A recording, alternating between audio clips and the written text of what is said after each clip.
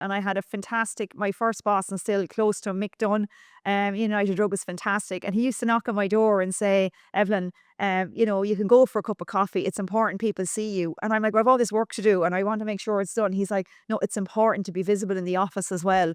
I was quality manager, and he's like, you need to be, seen so people can have a chat to you. And that's important. I had no concept of any of that. Absolutely none.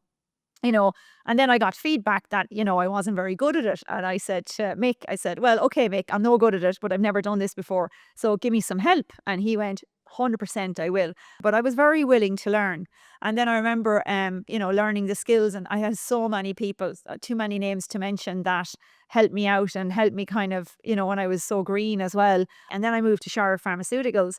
And I remember being in Shire and saying to a colleague of mine, so I noticed that people would always say, when I asked them a question, I would say, that's a good question.